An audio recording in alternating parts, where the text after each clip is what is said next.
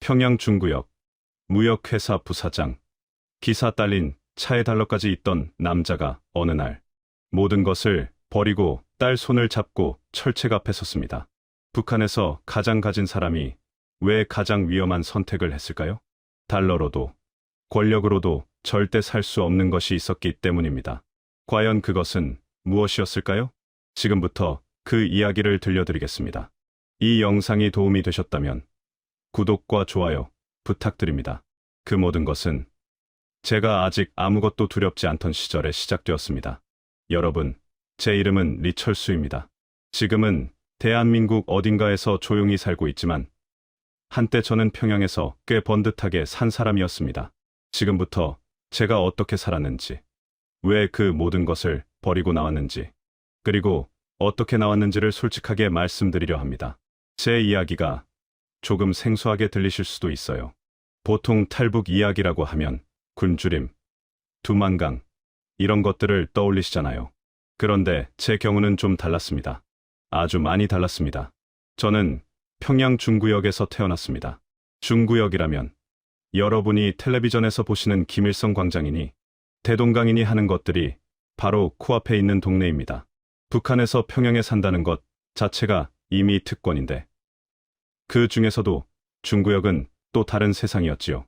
쉽게 말씀드리면 우리나라로 치면 강남에서도 한강변 고층 아파트에 사는 것과 비슷하다고 보시면 됩니다. 제 아버지는 당 간부였습니다. 높은 자리는 아니었어도 먹고 사는데 걱정 없는 집안이었지요. 어릴 때부터 저는 배급이 끊겼다는 소리를 들어본 적이 없었습니다. 다른 동네 아이들이 강냉이 죽으로 끼니를 때울 때 저는 쌀밥에 고기 반찬을 먹었어요. 그것이 잘못된 것인지 부끄러운 것인지 그때는 전혀 몰랐습니다. 그냥 그게 세상의 전부인 줄만 알았으니까요. 제가 무역회사에 들어간 건 28살 때였습니다. 국영무역회사라고 하면 뭔가 거창하게 들리시겠지만 솔직히 말씀드리면 중국과 물건을 주고받으면서 그 사이에서 달러를 만지는 일이었습니다. 공식적으로는 국가를 위해 외화를 벌어오는 일이었고 비공식적으로는 중간에서 손이 오가는 일도 있었지요. 어르신들, 옛날에 장사하면서 웃돈이니 커미션이니 하는 말 들어보셨지요? 딱 그런 겁니다. 다만 규모가 좀 컸을 뿐이고요. 30대 중반이 되면서 저는 무역회사 부사장 자리에 올랐습니다. 북한에서 부사장이면 그냥 다들 고개를 숙이는 위치입니다. 보위부 간부들하고도 술 한잔 하는 사이였고 평양 시내 특별 공급소에서 외국산 물건도 살 수 있었어요. 비누 하나도 중국제, 담배 한 갑도 외국 담배였습니다. 아내 순이는 그게 그렇게 좋았는지 가끔 주변 친구들한테 자랑도 하고 그랬어요. 딸 은별이가 태어난 건 제가 31살 때였습니다. 어르신들, 자식이라는 게 참 묘하지 않습니까? 태어나는 순간부터 그냥 모든 게 달라지잖아요. 눈에 넣어도 안 아프다는 말이 뭔지 은별이를 보면서 처음 알았습니다. 영리한 아이였어요. 눈빛이 반짝반짝하고 뭐든 한번 보면 금방 외우고 저는 그 아이한테만큼은 좋은 것을 다 해주고 싶었습니다. 그때 저는 평양 하늘 아래 세상에서 가장 안전한 사람이라고 믿었습니다. 달러가 있고 줄이 있고 자리가 있으니까요. 그 세 가지면 북한에서 못할 일이 없다고 생각했습니다. 하루가 어떻게 흘러갔는지 말씀드릴게요.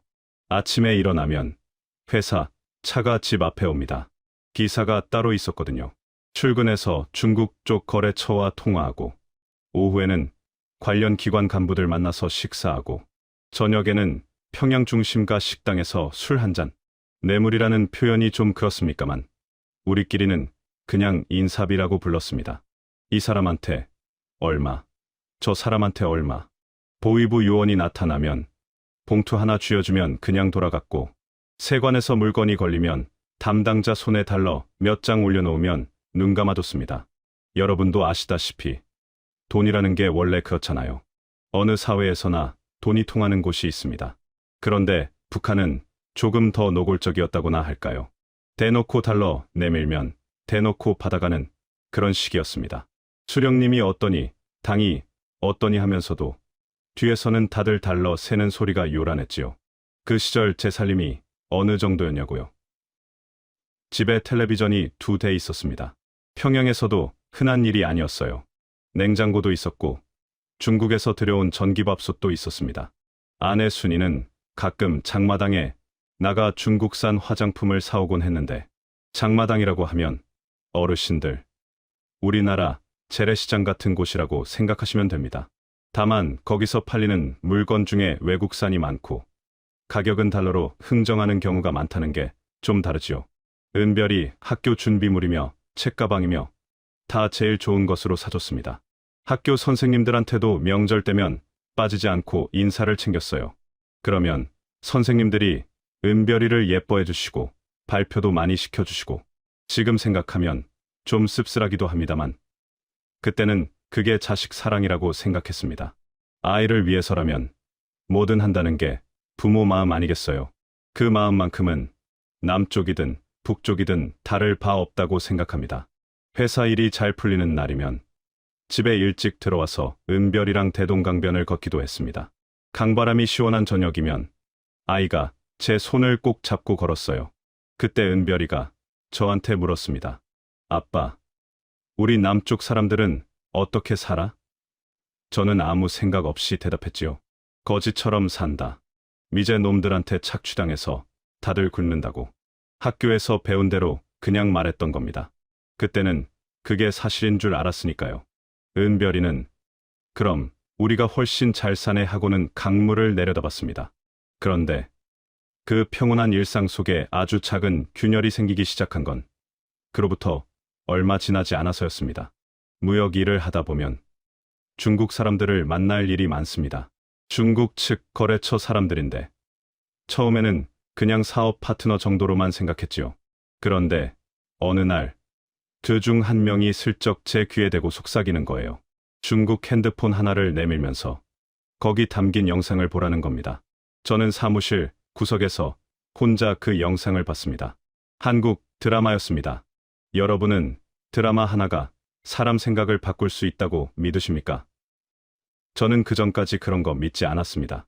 그런데 그 드라마 속에는 제가 학교에서 배운 것과 전혀 다른 세상이 펼쳐져 있었어요. 사람들이 환하게 웃으면서 먹고 싶은 것 먹고, 가고 싶은 곳 가고, 하고 싶은 말 하고, 거리에는 차가 넘쳐나고, 마트에는 물건이 산처럼 쌓여 있고, 거지처럼 사는 사람들이 저보다 훨씬 잘 먹고 잘 입고 있었습니다. 저는 핸드폰을 꺼버리고 한동안 멍하니 앉아 있었습니다. 뭔가 이상했습니다. 분명히 이상했습니다. 그런데 그게 뭔지는 그때는 아직 말로 표현할 수가 없었습니다. 그냥 마음 한구석에 작은 돌멩이 하나가 굴러 들어온 것 같은 느낌이었습니다. 그 돌멩이가 나중에 얼마나 크게 굴러갈지는 그때는 꿈에도 몰랐지요. 그 모든 것이 흔들리기 시작한 건 어느 가을 오전이었습니다. 저는 그날도 평소처럼 출근했습니다. 회사 차를 타고 기사가 틀어놓은 라디오에서 혁명가요가 흘러나오는 걸 들으면서 창밖으로 평양거리를 내다봤지요. 아침 햇살이 좋은 날이었어요. 대동강 물이 반짝이고 출근길 사람들이 바삐 움직이고 그냥 늘 보던 평양의 아침이었습니다. 그런데 회사에 도착하니 분위기가 이상했습니다. 직원들이 삼삼오오 모여서 귓속말을 하다가 제가 들어서자 뚝 멈추는 겁니다. 누가 먼저 말을 꺼내지도 않았어요. 그냥 다들 눈만 마주치고 고개를 돌렸습니다. 어르신들, 그런 분위기 아시잖아요. 뭔가 큰일이 났는데 아무도 먼저 말하기 싫어하는 그 공기. 저는 직감적으로 알았습니다. 좋은 소식이 아니라는 걸. 부사장실에 앉아 차 한 잔 받았을 때 부하 직원 하나가 문을 조심스럽게 열고 들어왔습니다. 최성철이라는 친구였는데 평소에 말이 많고 활달한 녀석이었어요. 그런데 그날은 입술이 바짝 말라 있었고 눈빛이 뭔가 흔들렸습니다. 그 친구가 제 귀에 대고 아주 작게 말했습니다. 부사장 동지, 박동무가 어제 처형됐습니다. 저는 찻잔을 내려놓았습니다. 천천히, 소리 나지 않게. 박영철. 나이는 저보다 5살 위였고 무역회사에서 10년 넘게 같이 일한 선배였습니다. 저한테 처음 달러 세는 법을 가르쳐준 사람이고 중국 거래처 연결을 도와준 사람이기도 합니다. 술 한잔하면 노래를 잘 불렀어요. 목소리가 굵고 좋아서 술자리에서 한 곡 뽑으면 다들 박수를 쳤지요. 저는 그 사람의 노래 소리를 지금도 기억합니다. 그 사람이 죽었습니다. 제목은 반영명적 경제 범죄였다고 했습니다. 외화를 빼돌리고 불순 자료를 유포했다는 거였어요. 그런데 여러분, 그 제목이 저한테는 너무나 낯익은 것이었습니다. 왜냐면 박영철이 한 일들을 저도 똑같이 했거든요. 달러 환전, 중간 커미션, 중국산 물건 빼돌리기. 그 사람이 한 일은 제가 한 일이고, 제가 한 일은 그 사람이 한 일이었습니다. 우리 무역회사에서 그걸 안 한 사람이 없었어요. 그런데 왜 그 사람만 잡혀갔을까요? 최성철이 나간 뒤 저는 한참 동안 창밖을 바라봤습니다. 사무실 창문 너머로 평양 시내가 보였는데 그날따라 그 거리가 낯설게 보였어요. 늘 보던 건물들인데 갑자기 마치 무대 세트 같다는 느낌이 들었습니다. 그 속에서 사람들이 움직이고 있는데 언제든 세트가 무너지면 다 끝이라는 느낌. 나중에 흘러나온 소문을 들었습니다. 박영철 선배가 윗선 간부 하나와 사업 지분 문제로 틀어졌다고 했어요. 돈 때문에 싸웠고 그 간부가 보위부에 찔렀다는 겁니다. 제목은 나중에 갖다 붙인 것이고 진짜 이유는 그거였다는 거지요. 어르신들, 이런 이야기 들으면 어떠세요? 권력 있는 사람한테 밉보이면 그냥 죽는 겁니다. 죄가 있어서가 아니라 거슬려서. 저는 그날 저녁 집에 와서 밥을 제대로 못 먹었습니다. 아내 순이가 눈치를 채고 무슨 일 있어요? 하고 물었는데 저는 아무것도 아니야 하고 그냥 방으로 들어가 버렸어요. 은별이가 숙제를 가져와서 아빠, 이것 좀 봐줘 했는데 저는 그 작은 얼굴을 보다가 갑자기 가슴이 꽉 막히는 것 같았습니다. 이 아이는 지금 북한에서 자라고 있구나. 이 아이 미래는 내가 지켜줄 수 있는 게 아니구나. 그 뒤로 몇 주가 지나면서 저는 서서히 눈이 떠지기 시작했습니다. 전에는 그냥 지나쳤던 것들이 보이기 시작했어요. 출근길에 마주치는 사람들의 얼굴. 다들 고개를 숙이고 걷고 눈을 잘 안 마주칩니다. 말을 할 때도 주변을 먼저 살피고 나서 하지요. 어르신들, 예전 우리나라 권위주의 시절에도 그런 분위기가 있었다고 하잖아요. 그런데 북한은 그보다 훨씬 심했습니다.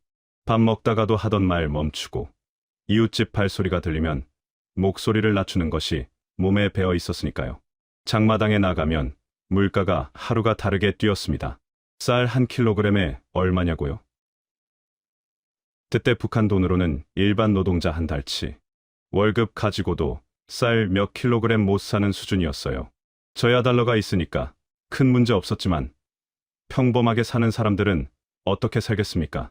그 생각을 그전에는 한 번도 안 해봤는데 박영철 선배가 죽고 나서 처음으로 해봤습니다. 예전에 중국 거래처 사람이 보여준 한국 드라마가 자꾸 머릿속에 떠올랐습니다. 거기 나오는 사람들은 저처럼 달러가 있어서 잘 사는 게 아니었어요. 그냥 평범한 사람들이 평범하게 잘 먹고 잘 입고 있었습니다. 국가가 허락해서가 아니라 그냥 자기가 번 돈으로 자기가 원하는 것을 사는 사람들. 그게 왜 그렇게 낯설게 보였을까요? 왜 저는 그 장면을 보면서 이상하다고 느꼈을까요? 답은 간단했습니다. 저는 태어나서 한 번도 진짜 자유가 어떤 건지 본 적이 없었던 겁니다. 박영철 선배의 처형 소식이 있고 나서 한 달쯤 됐을까요? 저는 무역회사 동료들과 저녁 자리가 있었습니다. 밥 먹고 술 마시면서 다들 별 얘기 없이 웃고 떠들었는데 술이 좀 오르자 누군가가 아주 낮은 목소리로 말했습니다. 우리도 언제 저렇게 될지 모른다. 그 말이 떨어지자 테이블이 갑자기 조용해졌어요. 누구도 반박하지 않았습니다. 다들 잔만 들여다봤지요. 그게 더 무서웠습니다. 틀렸다고 말하는 사람이 한 명도 없다는 것이. 집에 걸어오는 길에 저는 하늘을 올려다봤습니다. 평양 밤하늘에는 별이 잘 보입니다. 전기가 자주 끊기는 도시라서 불빛이 없는 만큼 별은 밝거든요. 저는 그 별들을 보면서 처음으로 이런 생각을 했습니다. 이 나라에서 나는 과연 안전한가? 달러가 있고 줄이 있고 자리가 있으면 안전하다고 믿었는데 박영철 선배도 그 세 가지 다 있었습니다. 그런데 어느 날 아침 그냥 없어져 버렸어요. 윗사람 한 명이 손가락질 한 번 하면 그냥 끝이었습니다. 그 밤 저는 오래도록 잠을 이루지 못했습니다. 옆에서 순이가 곤히 자고 있었고 건넌방에서는 은별이 숨소리가 들렸어요. 저는 천장을 바라보면서 생각했습니다. 이 아이를 이 나라에서 계속 키울 수 있을까? 그 질문이 처음 생긴 날 밤이었습니다. 그 질문은 그 뒤로 한동안 저를 놓아주지 않았습니다. 사람이 무너지는 건 한 번에 일어나지 않습니다. 조금씩, 조금씩 버티던 것들이 하나씩 빠져나가면서 결국 더 이상 서 있을 수 없게 되는 거지요. 저한테 그 시간이 찾아온 건 박영철 선배가 죽고 나서 약 1년이 지났을 무렵이었습니다. 겉으로 보면 저는 여전히 무역회사 부사장이었고 차도 있고 집도 있고 달러도 있었습니다. 그런데 속은 이미 많이 흔들리고 있었어요. 그 흔들림이 본격적으로 커진 건 동료 2명이 연달아 사라지면서부터였습니다. 첫 번째는 강명호라는 친구였어요. 저보다 2살 아래였고 같은 무역회사에서 중국 쪽 물류를 담당하던 사람이었습니다. 어느 날 아침 출근을 안 했는데 그게 끝이었어요. 자리가 그냥 비어 있는 겁니다. 아무도 어디 갔냐고 묻지 않았어요. 물으면 안 된다는 걸 다들 알고 있으니까요. 두 번째는 한 달 뒤였습니다. 오래된 선배 직원 하나가 또 사라졌어요. 이번에도 설명 없이 그냥 없어졌습니다. 3명이 연거푸 사라지고 나니까 남은 사람들 분위기가 어떠했겠어요. 다들 출근해서 일은 하는데 눈빛이 달랐습니다. 말수가 줄었고 점심도 혼자 먹는 사람들이 늘었어요. 회의할 때 의견을 내는 사람이 없어졌습니다. 뭔가 잘못되고 있다는 걸 다들 느끼는데 누구도 입 밖에 내지 않는 분위기. 어르신들, 그 답답함이 상상이 되십니까? 마치 방 안에 연기가 차는데 다들 아무렇지 않은 척 앉아 있는 것 같았습니다. 그 무렵 아내 순이가 먼저 말을 꺼냈습니다. 저녁을 먹고 나서 은별이가 숙제하러 방에 들어간 뒤였어요. 순이가 밥상을 치우다가 멈추더니 저를 바라봤습니다. 평소에 조용하고 말이 없는 사람인데 그날은 눈빛이 달랐어요. 뭔가 오래 참았다가 꺼내는 눈빛이었습니다. 철수 씨, 나 요즘 무서워요. 저는 아무 말도 못했습니다. 회사 사람들 자꾸 없어지잖아요. 강명호 씨도 그렇고 최 선배도 그렇고 우리는 괜찮은 거예요? 저는 괜찮아. 걱정 마. 하고 말하려다가 입을 다물었습니다. 그 말이 목구멍에서 나오질 않았어요. 괜찮다는 말을 하려면 제가 먼저 괜찮다고 믿어야 하는데 솔직히 저도 몰랐거든요. 우리가 괜찮은지 아닌지를. 순이가 다시 말했습니다. 은별이 생각도 해야 하지 않아요? 그 말에 저는 아무 대꾸도 못했습니다. 그냥 창밖을 바라봤어요. 밤이 깊은 평양 거리에 가로등, 불빛이 희미하게 흔들리고 있었습니다. 전기가 약한 날이었거든요. 그 흔들리는 불빛을 보면서 저는 이 집도 저 불빛처럼 언제 꺼질지 모른다는 생각을 했습니다. 그러던 어느 날 일이 터졌습니다. 보위부 요원 2명이 무역회사로 찾아왔습니다. 저를 찾는 건 아니었어요. 다른 직원 서류를 조사하러 왔다고 했지요. 그런데 그들이 사무실을 돌아다니면서 직원들한테 이런저런 질문을 하는 걸 보는데 제 심장이 이상하게 뛰기 시작했습니다. 예전이라면 저는 그냥 부사장실에 앉아서 차 한잔하며 기다렸을 겁니다. 보위부 요원이 와도 제가 뇌물 관계로 연결된 위쪽 간부만 있으면 문제없다고 생각했으니까요. 그런데 그날은 달랐습니다. 요원들이 사무실에 있는 동안 저는 계속 어딘가 모르게 불안했어요. 혹시 저한테도 올까봐, 혹시 제 이름이 어딘가에 올라가 있는 건 아닐까 싶어서 그 전까지는 한 번도 그런 생각을 안 했는데 그날 처음으로 제가 아무리 돈이 많고 줄이 있어도 보위부 앞에서는 그냥 한 명의 인민일 뿐이라는 게 실감이 났습니다. 요원들이 나간 뒤 저는 화장실에 들어가서 찬물로 세수를 했습니다. 거울 속에 제 얼굴이 보였는데 낯설었어요. 언제부터 이렇게 됐나 싶었습니다. 뺨이 야위어 있었고 눈 밑이 거무스름했어요. 잠을 못 자고 있었거든요. 꽤 오랫동안. 그 무렵 은별이한테 이상한 일이 생겼습니다. 학교에서 돌아온 은별이 얼굴이 어두웠어요. 14살짜리 아이치고는 너무 표정이 무거웠습니다. 제가 물었지요. 학교에서 무슨 일 있었어? 아이는 처음에 아무것도 아니야 하고 넘어가려다가 결국 말했습니다. 선생님이 오늘 나한테 아버지 직장 물어봤어. 요즘 어떻게 지내냐고. 저는 그 말을 듣는 순간 밥숟가락을 놓았습니다. 북한에서 선생님이 아이한테 아버지 직장을 물어보는 건 그냥 안부 인사가 아닙니다. 어르신들, 감이 오시죠? 위에서 뭔가 체크가 들어오고 있다는 신호일 수 있어요. 학교를 통해서 가정을 들여다보는 방식 중 하나거든요. 저는 아무렇지 않게 그냥 물어본 거겠지 하고 말했지만 속은 이미 식어 있었습니다. 그날 밤 저는 다시 잠을 못 잤습니다. 자꾸 이런 생각이 드는 겁니다. 내가 버티면 얼마나 버틸 수 있을까? 달러로 막을 수 있는 선이 어디까지일까? 박영철 선배도 달러 있었고 강명호도 나름 줄 있었는데 결국 다 끌려갔습니다. 저라고 다를 이유가 있을까요? 없었습니다. 솔직히 없었어요. 어르신들, 사람이 결단을 내리는 순간이라는 게 대단히 극적인 장면에서 오는 게 아니더라고요. 저한테는 그게 아주 사소한 순간에 찾아왔습니다. 새벽에 잠이 깨서 부엌에 물 마셔 나가는데 은별이 방문 틈 사이로 불빛이 새어나왔습니다. 들여다봤더니 아이가 이불 덮고 누워서 천장을 바라보고 있었어요. 자는 줄 알았는데 안 자고 있었던 겁니다. 14살짜리가 새벽에 혼자 누워서 천장 보고 있는 모습이 어쩐지 너무 쓸쓸해 보였습니다. 제가 문을 두드리며 왜 안 자? 하고 물었더니 은별이가 저를 보면서 말했습니다. 아빠, 나 나중에 크면 어떻게 살아야 해? 저는 그 말에 아무 대답을 못했습니다.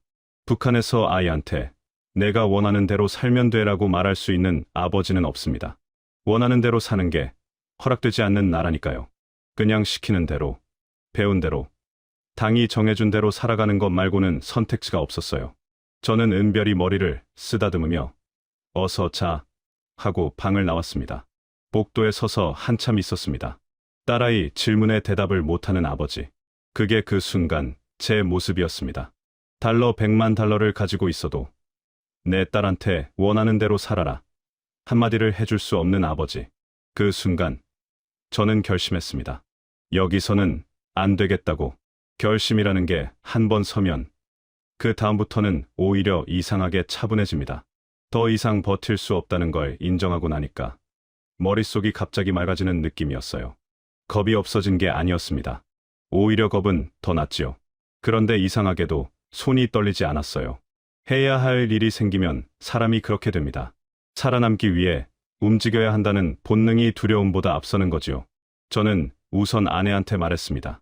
은별이가 학교 간 사이에 둘이 마주 앉아서 순이는 제 말을 끝까지 듣더니 한동안 아무 말이 없었어요.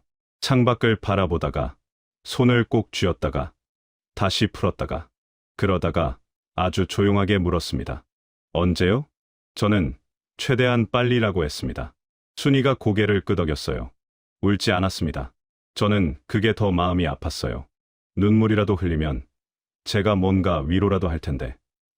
그냥 담담하게 고개를 끄덕이는 모습이 그 사람도 이미 오래전부터 각오를 하고 있었던 거겠지요. 그냥 제가 먼저 말해주기를 기다리고 있었던 겁니다. 준비는 조심스럽게 시작해야 했습니다. 북한에서 탈북을 준비한다는 건 발각되는 순간 끝이에요. 본인만 끝나는 게 아니라 가족 전체가 끝납니다. 그러니까 아무것도 티가 나면 안 됩니다.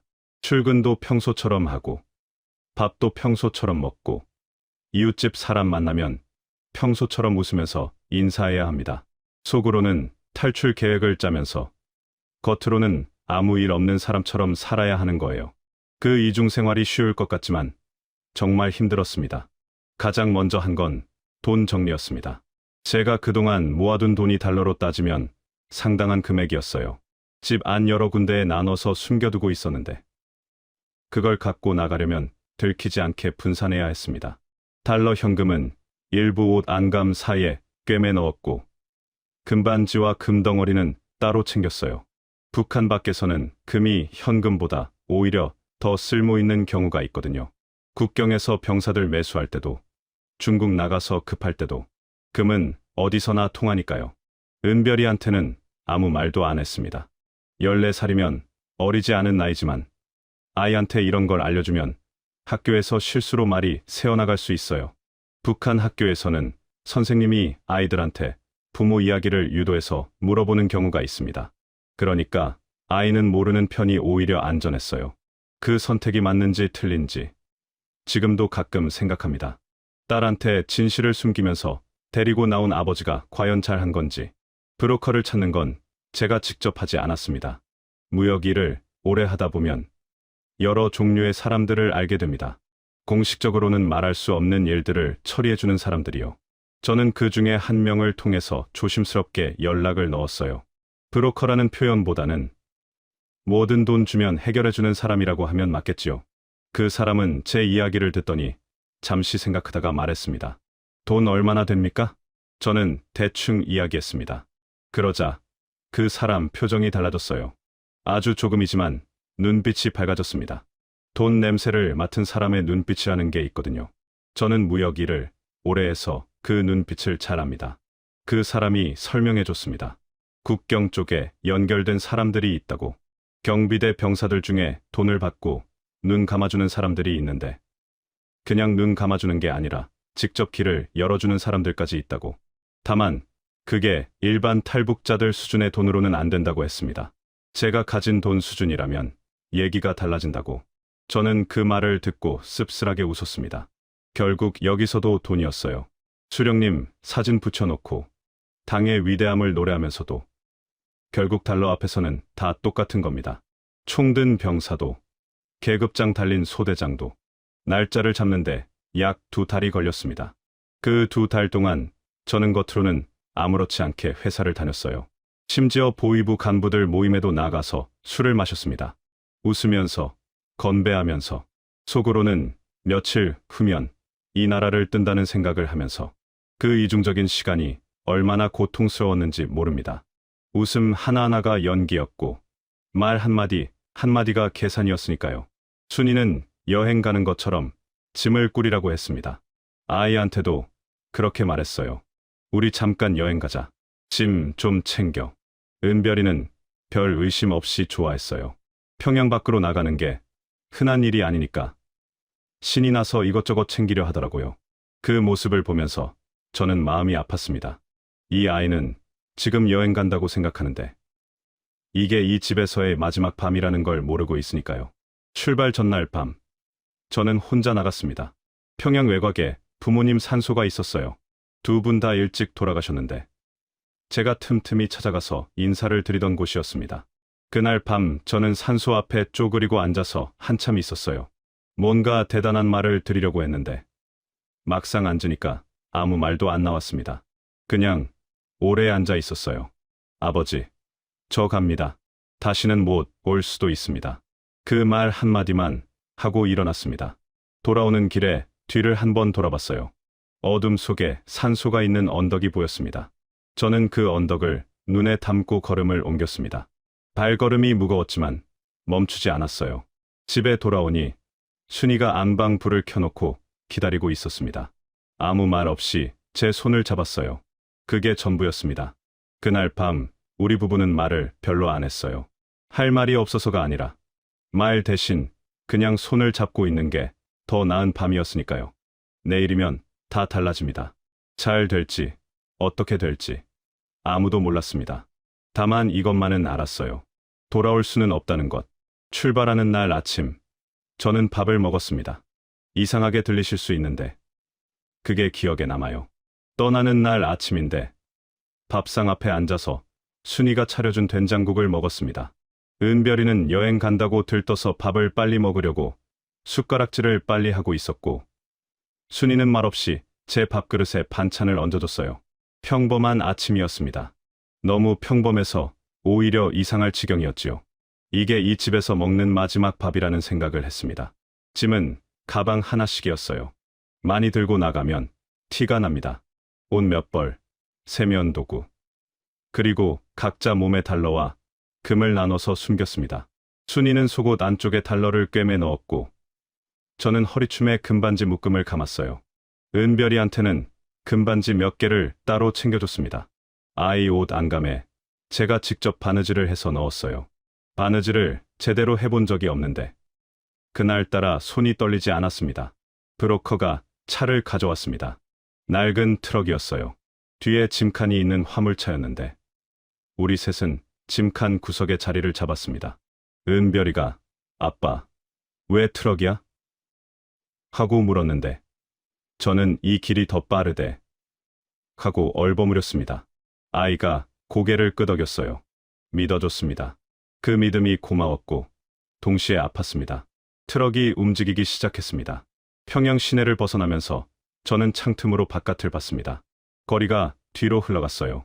제가 자란 동네, 다니던 학교 앞길, 아버지 손잡고 걷던 대동강변, 다 뒤로 사라졌습니다.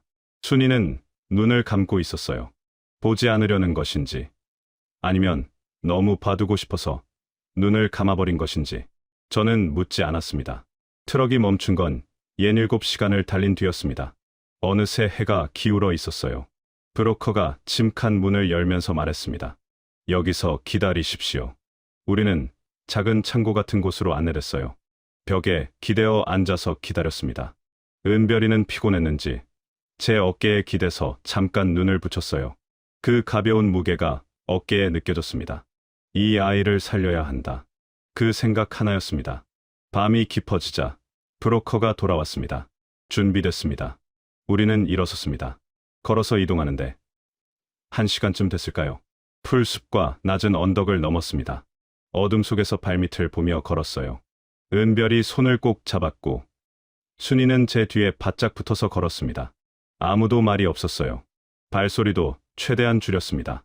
그리고 저 멀리 철책이 보였습니다. 달빛에 희미하게 윤곽이 드러나는 철조망과 철책. 그 앞에 초소가 하나 있었고 초소 안에 불빛이 새어나오고 있었어요. 저는 심장이 쿵 내려앉는 느낌을 받았습니다. 여기가 정말 끝이구나 싶었어요. 돌아갈 수 없는 선. 브로커가 작은 소리로 말했습니다. 잠깐 여기 계세요. 그가 앞으로 나갔습니다. 초소 쪽에서 낮은 목소리들이 들렸습니다. 잠시 후 브로커가 손짓을 했어요. 오라는 신호였습니다. 우리는 천천히 앞으로 나갔습니다. 초소 앞에 병사가 셋 있었어요. 어렸습니다. 20 안팎으로 보였어요. 북한 군복을 입고 총을 들고 있었는데 표정이 굳어 있었습니다. 저는 가슴이 또 내려앉았어요. 그런데 브로커가 제 옆에 서더니 조용히 말했습니다. 지금 드리면 됩니다. 저는 미리 준비해둔 달러, 봉투를 꺼냈습니다. 병사 3명 분으로 나눠서 준비한 것이었어요. 한 명 앞에 봉투를 내밀었습니다. 그 병사가 봉투를 받았어요. 손이 잠깐 떨렸습니다. 병사 손이 떨렸는지 제 손이 떨렸는지는 지금도 모릅니다. 그 병사가 봉투를 열어서 안을 들여다봤어요. 달빛 아래서 눈이 내려깔리면서 아주 잠깐 얼굴이 환해졌습니다. 입꼬리가 올라갔다가 얼른 다시 내려갔어요. 참으려고 했는데 참지 못한 표정이었습니다. 어르신들, 웃기셨습니까? 저는 그 순간 웃어야 할지 울어야 할지 몰랐습니다. 나머지 2명한테도 봉투를 건넸습니다. 둘 다 비슷했어요. 봉투 열어보고 얼굴이 환해지는데 티 낼 수가 없으니까 애써 무표정을 만드는 거지요. 그런데 눈빛이 이미 다 말하고 있었습니다. 고맙습니다. 잘 가십시오. 이렇게. 잠시 후 소대장으로 보이는 사람이 나왔습니다. 나이가 좀 있는 사람이었어요. 30쯤 됐을까요? 그 사람한테는 제가 직접 두툼한 봉투를 건넸습니다. 그 사람이 봤더니 잠깐 무게를 가늠하듯 손에서 들었다 놨다 했어요. 그러고는 저를 한번 봤습니다. 눈이 마주쳤는데 그 사람이 아주 짧게 고개를 끄덕였어요. 그게 신호였습니다. 소대장이 옆으로 걸어가더니 철책 문 옆에 달린 자물쇠를 직접 열었습니다. 철컥. 그 소리가 어찌나 크게 들리던지 사방이 조용한 밤이라서 더 그랬을 겁니다. 철책 문이 안쪽으로 열렸어요. 소대장이 팔을 내밀어서 길을 안내했습니다. 마치 호텔 도어맨처럼 어서 지나가십시오 하는 몸짓으로. 저는 그 순간 황당했습니다. 이게 탈북이 맞나? 정말 이렇게 되는 건가? 은별이 손을 잡고 먼저 문을 통과했습니다. 순이가 뒤따랐어요. 철책 문을 지나는 순간 발밑에 느낌이 달랐습니다. 뭔가가 달라졌다는 걸 온몸으로 느꼈어요. 논리적으로는 그냥 땅인데 이상하게 발바닥으로 다른 느낌이 올라왔습니다. 뒤를 돌아봤습니다. 소대장이 철책 문을 다시 닫고 있었어요. 병사들은 제자리로 돌아가고 있었습니다. 봉투를 받고 나서 그들 어깨가 좀 가벼워 보였습니다. 저는 그 모습을 보면서 생각했어요. 저 친구들도 먹고 살기 힘든 거겠지. 총 들고 철책 지키면서 달러, 봉투 하나에 눈이 환해지는 젊은이들. 그들이 밉지 않았습니다. 그냥 다들 그 체제 안에서 버티고 있는 것뿐이었으니까요. 은별이가 제 손을 꼭 쥐면서 물었습니다. 아빠, 이제 어디가? 저는 앞을 바라보면서 말했습니다. 남쪽으로 간다. 철책 문이 닫히는 소리를 들으면서 저는 앞을 봤습니다. 아무것도 없었습니다. 그냥 어둠이었어요. 달빛, 아래 풀밭과 낮은 구릉이 이어지고 그 너머로 또 어둠이었습니다. 길이 없었어요. 표지판도 없고 불빛도 없고 사람도 없었습니다. 그냥 조용한 땅이었어요. 너무 조용해서 오히려 이상한 그런 고요함이었습니다. 브로커가 낮은 목소리로 말했습니다. 여기서부터는 제가 안내합니다. 절대 제 발자국에서 벗어나지 마십시오. 저는 그 말의 의미를 알았습니다. 지뢰였어요. 어르신들, DMZ라는 곳이 어떤 곳인지 아시지요? 남북이 나뉜 뒤로 수십 년 동안 사람 손이 닿지 않은 땅입니다. 그 안에 지뢰가 얼마나 묻혀 있는지는 아무도 정확히 모른다고 하지요. 저는 그 사실을 머릿속으로는 알고 있었는데 막상 그 땅 위에 서니까 발바닥이 달랐습니다. 한 걸음 한 걸음 내디딜 때마다 이게 마지막 발걸음이 될 수도 있다는 생각이 발끝에서 올라왔어요. 은별이 손을 더 꽉 잡았습니다. 브로커가 앞장서서 걸었습니다. 걸음이 느렸어요. 일부러 천천히 걷는 거였습니다. 발을 어디에 딛는지 하나하나 확인하면서 저는 그 발자국만 바라보며 따라 걸었어요. 순이는 제 뒤에서 제 옷자락을 살며시 잡고 걸었습니다. 아무 말도 없었어요. 숨소리조차 크게 내지 않으려고 다들 입을 다물고 있었습니다. 풀이 무릎까지 올라오는 구간이 있었어요. 오래된 풀이었습니다. 사람이 밟지 않아서 키가 크고 억센 풀이었는데 그 사이를 헤치고 나가는데 발이 잘 안 보였어요. 저는 그 구간에서 발을 내디딜 때마다 숨을 참았습니다. 은별이도 느꼈는지 한마디도 안 하고 제 손만 꼭 쥐고 걸었어요. 평소에 말 많고 질문 많은 아이인데 그 길에서는 한마디도 안 했습니다. 아이도 본능적으로 알았던 거겠지요. 지금은 조용히 걸어야 한다는 걸. 작은 개울이 하나 있었습니다. 폭이 넓지는 않았어요. 어른 보폭으로 두세 걸음이면 건널 수 있는 크기였는데 브로커가 건너는 지점을 꼼꼼히 살피더니 돌 하나를 밟고 건넜습니다. 저도 그 돌을 밟고 건넜어요. 순이가 건널 때 발이 살짝 미끄러졌는데 제가 팔을 잡아뒀습니다. 그 짧은 순간의 심장이 얼마나 쿵쾅거렸는지 몰라요. 개울을 건너고 나서 은별이가 처음으로 속삭였습니다. 아빠, 여기 뭔가 이상해. 저는 괜찮아. 다 왔어. 하고 말했습니다. 거짓말이었어요. 아직 멀었습니다. 그런데 그 말 말고는 달리 해줄 말이 없었어요. 1시간쯤 걸었을까요? 브로커가 갑자기 손을 들어 멈추라는 신호를 했습니다. 우리는 그 자리에 굳어버렸어요. 브로커가 귀를 기울이는 모습이었습니다. 저도 귀를 세웠어요. 멀리서 소리가 들렸습니다. 엔진 소리 같기도 하고 아닌 것 같기도 했어요. 바람 소리인지 뭔지 확실하지 않았습니다. 우리는 풀숲에 낮게 앉아서 기다렸어요. 얼마나 기다렸는지 모릅니다. 5분인지 10분인지 시간이 늘어지는 느낌이었어요. 은별이가 제 팔을 꼭 끌어안고 있었고 순이는 눈을 감고 있었습니다. 소리가 멀어졌습니다. 브로커가 다시 앞장서서 걷기 시작했어요. 저도 일어났습니다. 무릎이 약간 떨렸어요. 나이 탓인지 긴장 탓인지 그 길을 걸으면서 이상한 생각이 들었습니다. 이 땅이 참 아름답다는 거였어요. 웃기지요. 지뢰가 묻혀있는 땅을 걸으면서 아름답다는 생각이 들다니. 그런데 정말 그랬습니다. 수십 년 동안 사람 손이 안 닿은 땅이라 그런지 풀이며 나무며 그냥 제멋대로 자라 있었어요. 달빛 아래서 이슬이 맺힌 풀잎들이 반짝였고 어디선가 풀벌레 소리가 들렸습니다. 고요하고 조용하고 손대지 않은 자연이었어요. 남북이 이 땅을 나눠 갖고 철책치고 총 들고 서로 노려보는 사이에 이 땅은 그냥 혼자 숨 쉬고 있었습니다. 아무도 없으니까 오히려 자연이 살아있는 땅. 저는 그 아이러니가 그날 밤 걸으면서 느껴졌어요. 사람이 갈라놓은 땅인데 사람이 없어서 가장 온전한 땅. 어르신들, 이 이야기를 들으시면서 혹시 이산가족 생각이 나시지는 않나요? 남북이 갈린 뒤로 가족을 이루신 분들, 그 분들한테 이 DMZ라는 땅은 어떤 의미일까? 걸으면서 생각했습니다. 넘을 수 없어서 더 그리운 땅. 저는 그날 밤 그 땅을 걸어서 넘었지만 수많은 사람들이 그 땅을 사이에 두고 평생 가족을 그리워하다 돌아가셨잖아요. 발걸음이 무거워졌습니다. 지뢰 때문만이 아니었어요. 브로커가 멈춰서 앞을 가리켰습니다. 저 멀리 불빛이 보였습니다. 희미했지만 분명히 불빛이었어요. 작은 건물 같은 것에 윤곽도 보였습니다. 브로커가 낮게 말했습니다. 저기가 남측 GP입니다. 저는 그 불빛을 바라봤습니다. 한참을 바라봤어요. 아무 말도 안 나왔습니다. 순이가 제 팔을 잡았어요. 은별이가 그 불빛을 보면서 물었습니다. 아빠, 저게 한국이야? 저는 대답을 못했습니다. 목이 막혀서 그냥 고개를 끄덕였습니다.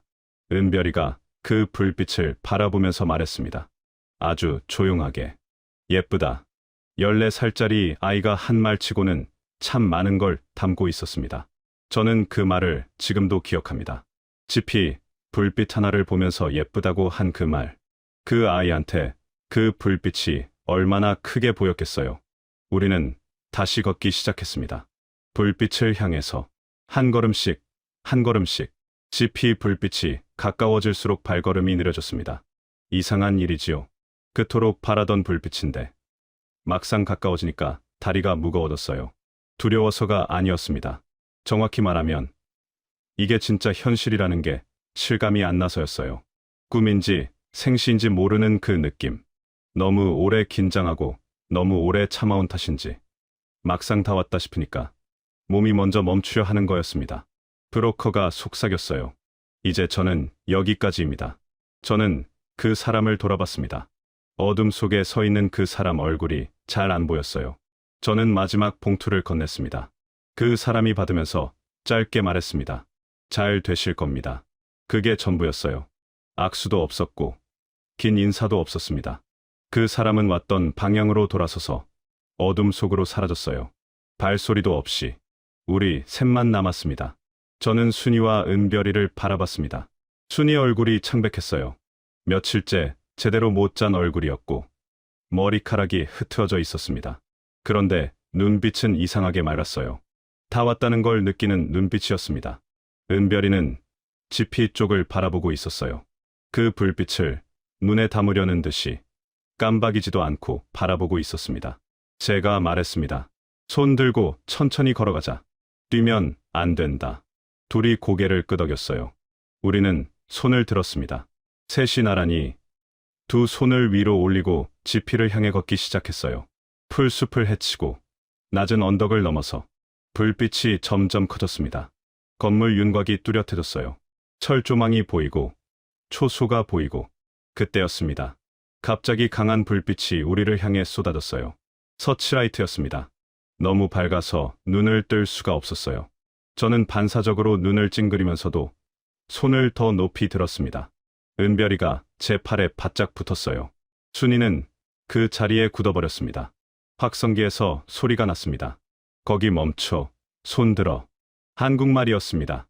저는 그 말을 듣는 순간 이상하게 울음이 나오려고 했어요. 한국말, 같은 말인데 억양이 달랐고 단어가 낯설었지만 분명히 같은 말이었습니다. 저는 목소리를 높여서 외쳤어요. 귀순합니다. 북에서 왔습니다. 가족이 셋입니다. 잠시 후 군인들이 나왔습니다. 완전 무장을 하고 있었어요. 총을 겨누고 조심스럽게 다가왔습니다. 저는 손을 내리지 않았어요. 그대로 두 손을 위로 올린 채 서 있었습니다. 은별이도, 순이도 마찬가지였어요. 군인 한 명이 가까이 다가오면서 물었습니다. 무기 있습니까? 없습니다. 가방 안에 뭐가 있습니까? 옷이랑 달러입니다. 그 군인이 잠깐 멈췄어요. 달러라는 말에 살짝 당황한 것 같았습니다. 그러다가 옆에 있던 군인한테 뭐라고 했어요. 저한테는 잘 안 들렸습니다. 그러고는 저한테 다시 물었어요. 셋, 다 북한 주민입니까? 예. 저하고 아내, 딸입니다. 그 군인이 은별이를 봤습니다. 14살짜리 아이가 두 손 들고 서 있는 모습을 보더니 표정이 약간 풀렸어요. 손 내려도 됩니다라고 했습니다. 저는 손을 내렸습니다. 그 순간 다리에 힘이 풀렸어요. 무릎이 꺾이는 것 같았습니다. 저는 그 자리에 주저앉으려다가 겨우 버텼어요. 순이가 제 팔을 잡았습니다. 잡아주지 않았으면 정말 주저앉을 뻔했어요. 군인들이 우리를 지피 안으로 안내했습니다. 작은 건물이었어요. 안으로 들어가니 불이 환했습니다. 오랜만에 보는 밝은 불빛이었어요. 눈이 적응하는데 잠깐 걸렸습니다. 군인 몇 명이 우리를 둘러봤어요. 다들 어리둥절한 표정이었습니다. 이쪽으로 귀순자가 오는 경우가 흔한 일이 아닌 모양이었어요. 누군가가 물을 가져다 뒀습니다. 저는 그 물을 받아서 한 모금 마셨는데 그게 그렇게 좋을 수가 없었어요. 그냥 물인데, 종이컵에 담긴 그냥 물인데 목구멍으로 넘어가면서 눈물이 나왔습니다. 참으려고 했는데 안 됐어요. 순이도 울고 있었습니다. 소리 없이 그냥 눈물이 흘렀어요. 은별이는 울지 않았습니다. 그 아이는 오히려 빛나는 눈으로 지피 안을 둘러보고 있었어요. 처음 보는 것들이 신기한 듯이 구석에 놓인 텔레비전을 보더니 제 옷을 잡아당겼습니다. 아빠, 저거 텔레비전이야? 저는 웃었습니다. 눈물이 나오면서 웃음이 나왔어요. 응, 텔레비전이다. 남쪽 텔레비전은 크네. 군인 중에 나이가 좀 있는 분이 저한테 다가왔습니다. 계급장을 보니 장교였어요. 그분이 물었습니다. 어떻게 오셨습니까? 저는 짧게 대답했습니다. 걸어서 왔습니다. 그분이 저를 봤어요. 뭔가 더 물어보려다가 잠시 멈췄습니다. 제 눈빛에서 뭔가를 읽었는지 더 묻지 않았어요. 그냥 수고하셨습니다 하고 말했습니다. 그 한마디가 이상하게 마음에 꽂혔어요. 수고하셨습니다. 북한에서 그런 말을 들어본 적이 없었습니다. 윗사람이 아랫사람한테 수고했다고 하는 문화가 거기엔 없거든요. 당을 위해서 일하는 것은 당연한 것이지 수고한 것이 아니니까요. 그런데 이 사람은 처음 보는 저한테, 귀순자한테 수고하셨다고 했습니다. 저는 그 말에 또 목이 막혔습니다. 잠시 후 상부에 보고가 들어갔는지 이것저것 절차가 시작됐습니다. 신분 확인, 소지품 확인, 건강 상태 확인. 다들 조심스럽게, 그렇지만 친절하게 대해줬어요. 은별이는 군인 아저씨들이 주는 과자를 받아 먹으면서 언제 그랬냐는 듯이 긴장이 풀려 있었습니다. 순이는 제 옆에 앉아서 아직도 제 손을 놓지 않고 있었어요. 저는 그 좁은 지피 안에 앉아서 창밖을 바라봤습니다. 밖은 아직 어두웠어요. 새벽이 되려면 조금 더 있어야 했습니다. 저 어둠 너머 어딘가에 우리가 걸어온 땅이 있고 그 너머에 평양이 있을 거였어요. 제가 나고 자란 곳, 부모님 산소가 있는 곳, 다시는 못 돌아갈 곳. 이상하게도 그 순간 후회는 없었습니다. 무섭지도 않았어요. 그냥 피곤했습니다. 뼛속까지 피곤한 느낌. 오랫동안 긴장하고, 오랫동안 버티고, 오랫동안 두려워했던 것들이 한꺼번에 몸에서 빠져나가는 것 같았어요. 순이가 제 어깨에 머리를 기댔습니다. 저는 그냥 그대로 있었어요. 밖에서 새벽 바람이 부는 소리가 들렸습니다. 지피, 창문이 살짝 흔들렸어요. 은별이는 어느새 의자에 기대서 잠들어 있었습니다. 과자 봉지를 손에 쥔 채로 저는 그 모습을 바라보면서 생각했습니다. 살았구나. 우리가 살았구나. 한국 땅을 처음 밟은 건 지피 안에서였습니다. 귀순 절차가 끝나고 군 차량에 올라탔을 때 차창 밖으로 새벽 풍경이 흘러갔어요. 아직 어둑한 하늘 아래 도로가 펼쳐졌는데 그 도로가 이상하리만큼 넓고 깨끗했습니다. 북한에서 보던 길과 달랐어요. 차가 달릴수록 불빛이 늘어났고 건물이 높아졌습니다. 은별이는 차창에 얼굴을 바짝 붙이고 바깥을 봤어요. 순이는 제 손을 꼭 쥐고 앞을 바라봤습니다. 아무도 말이 없었어요. 말할 필요가 없었습니다. 창밖이 다 말해주고 있었으니까요. 서울로 올라오면서 고속도로에 들어섰는데 저는 그 순간을 지금도 기억합니다. 새벽 고속도로에 차들이 달리고 있었어요. 이 이른 시간에 이렇게 많은 차가, 불빛이 줄줄이 이어지는 걸 보면서 북한에서 배운 것들이 얼마나 거짓이었는지가 그 한 장면으로 다 보였습니다. 은별이가 차창에서 얼굴을 떼지 않고 말했습니다. 아빠, 저 간판 뭐야? 왜 이렇게 많아? 저도 몰랐습니다. 그냥 많았어요. 뭔가가 너무 많았습니다. 처음 며칠은 솔직히 정신이 없었습니다. 낯선 것들이 너무 많아서 뭘 봐야 할지 몰랐어요. 편의점이라는 곳을 처음 들어갔을 때 저는 입구에서 한참 서 있었습니다. 새벽 2시인데 불이 환하게 켜져 있고 물건이 가득 진열되어 있고 젊은 직원이 어서 오세요 하고 인사를 하는 거예요. 북한에서는 상상도 못할 광경이었습니다. 새벽에 문 열린 가게라는 게 없었으니까요. 저는 그 편의점에서 삼각김밥 하나를 집어들고 계산을 했는데 계산하면서 눈물이 날 것 같았습니다. 삼각김밥 하나에 눈물이라니 웃기시죠? 그런데 그게 그랬어요. 아무 때나 와서 아무거나 살 수 있다는 그 당연한 것이 저한테는 당연하지 않았으니까요. 마트에 처음 간 날은 더했습니다. 순이가 카트를 밀면서 진열대 사이를 걷는데 걸음을 멈추지 않았어요. 그냥 계속 걸으면서 이것저것 봤는데 얼마나 걸었는지 모릅니다. 쌀 종류만 10가지가 넘었어요. 과자 코너는 한 줄이 끝도 없이 이어졌고 생선 코너에는 싱싱한 것들이 가득 쌓여 있었습니다. 순이가 생선 코너 앞에서 오래 서 있었어요. 아무 말도 안 하고 저는 그 옆에 서서 같이 바라봤습니다. 북한에서 생선 한 마리 사려면 장마당 가서 흥정하고 상태 좋은 걸 고르기도 쉽지 않았는데 여기는 그냥 골라 담으면 됩니다. 누가 허락해줘서가 아니라 그냥 내 돈 내고 내가 원하는 걸 사면 되는 거예요. 순이가 작게 말했습니다. 여기선 굶는 사람이 없겠다. 저는 그 말에 아무 대꾸를 못했습니다. 하나원 생활이 시작됐습니다. 하나원이라는 곳은 탈북민들이 남한 생활에 적응할 수 있도록 도와주는 교육시설이에요. 거기서 몇 달을 보내면서 이것저것 배웠습니다. 돈 쓰는 법, 대중교통 이용하는 법, 병원 가는 법, 어르신들, 이런 것들이 배울 게 있나 싶으시죠? 그런데 저한테는 다 처음이었어요. 버스 타는 것도, 지하철 노선 보는 것도, 카드로 결제하는 것도 하나하나가 새로웠습니다. 제일 어려웠던 건 말이었어요. 같은 한국말인데 달랐습니다. 발음도 다르고 쓰는 단어도 달랐어요. 처음에 마트 직원이 영수증 드릴까요? 하는데 영수증이라는 단어를 몰랐습니다. 북한에서는 그런 말을 안 쓰거든요. 멍하니 서 있었더니 직원이 다시 말해줬는데 그게 민망했어요. 무역회사 부사장까지 한 사람이 마트에서 말을 못 알아들으니까요. 은별이는 달랐습니다. 아이들은 빠릅니다. 은별이는 하나원에서 또래 친구들 사귀더니 금방 말이 달라지기 시작했어요. 발음이 바뀌고 단어가 바뀌고 표정이 밝아졌습니다. 어느 날 은별이가 저한테 말했는데 억양이 완전히 남쪽 사람 같아서 제가 깜짝 놀랐어요. 그 모습이 기특하면서도 어딘가 마음 한구석이 서늘했습니다. 이 아이가 북한에서 자란 아이라는 게 점점 안 보이게 되겠구나 싶어서 그게 나쁜 건 아닌데 그냥 그런 생각이 들었어요. 정착하면서 제일 먼저 느낀 건 자유의 무게였습니다. 자유라는 게 가볍고 편한 것인 줄 알았어요. 아무도 간섭 안 하고 아무도 감시 안 하고 하고 싶은 것 하면 되는 것. 그게 자유 아닙니까? 그런데 막상 그 자유를 얻고 나니까 오히려 막막했습니다. 북한에서는 모든 게 정해져 있었어요.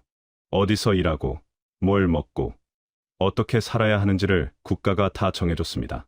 시키는 대로 하면 됐어요. 나쁘게 말하면 억압이지만 그게 오히려 편한 부분도 있었던 겁니다. 생각 안 해도 되니까. 그런데 여기서는 제가 다 결정해야 했습니다. 어디서 살지, 무슨 일을 할지, 은별이를 어느 학교에 보낼지, 점심을 뭘 먹을지, 사소한 것 하나하나를 제가 선택해야 했어요. 처음에는 그게 너무 어려웠습니다. 마트에서 라면 하나 고르는 것도 한참 걸렸어요. 종류가 너무 많아서. 북한에서는 라면 종류가 한두 가지였는데 여기는 한 줄 가득이니까요.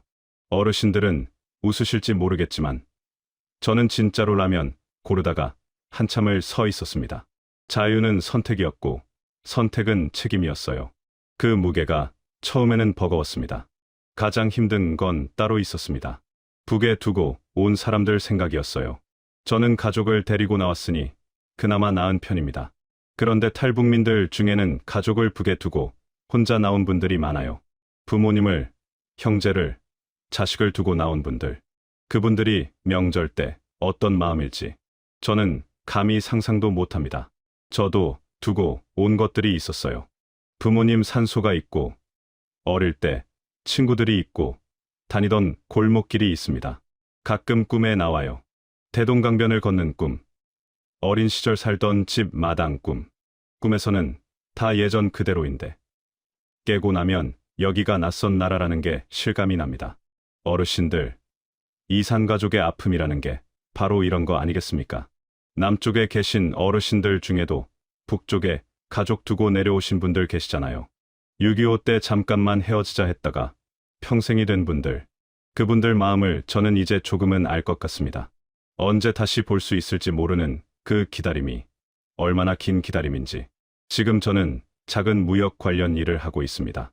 북한에서 배운 게 그것밖에 없으니까요. 중국어도 조금 하고 무역 실무도 아는 편이어서 그쪽으로 일을 찾았습니다. 처음에는 어려웠어요. 남한 방식이 다르고 계약서 쓰는 것도 다르고 사람 대하는 문화도 달랐습니다. 몇 번 실수도 했고 손해도 봤어요. 그런데 하다 보니 조금씩 됐습니다. 은별이는 대학에 들어갔습니다. 입학식 날 저는 혼자 몰래 울었어요. 화장실 들어가서 이 아이가 북한에서 자랐으면 어땠을까 생각하면 원하는 걸 공부할 수 없고 성분 때문에 진로가 막히고 미래가 처음부터 정해진 나라에서 그랬으면 은별이는 지금 어떻게 살고 있을까요? 생각하기 싫었습니다. 여기서는 이 아이가 하고 싶은 것을 합니다. 하고 싶은 공부를 하고 가고 싶은 데 가고 만나고 싶은 친구를 만나요. 그게 당연한 건데 저한테는 당연하지 않게 느껴집니다. 아직도요. 마지막으로 한 말씀 드리고 싶습니다. 저는 북한에서 꽤 가진 사람이었습니다.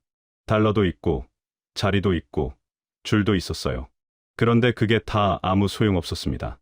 돈으로 철책 문을 열 수는 있었지만 돈으로 자유를 살 수는 없었어요. 자유는 사는 게 아니라 찾아가는 거더라고요. 발로 걸어서 두 손 들고 무릎이 떨려도 멈추지 않고 어르신들, 자유라는 게 얼마나 소중한 건지 저는 그 땅을 걸으면서 뼛속으로 알았습니다. 우리가 지금 당연하게 누리는 것들, 아무 때나 먹고 싶은 건 먹고 가고 싶은데 가고 하고 싶은 말 하는 것들, 그게 다 누군가가 지켜온 것이고 누군가는 평생 갖지 못한 것입니다. 북쪽에는 아직도 그렇게 사는 사람들이 있어요. 제가 두고 온 나라에 지금 이 순간에도 통일이라는 말을 저는 예전에는 그냥 구호로만 들었어요. 그런데 이제는 다릅니다. 통일이 되면 제가 부모님 산소에 갈 수 있습니다. 어릴 때 뛰어놀던 골목을 걸을 수 있어요. 북쪽에서 힘들게 사는 사람들이 조금이라도 나은 삶을 살 수 있게 됩니다. 우리 세대에 그 날이 왔으면 합니다.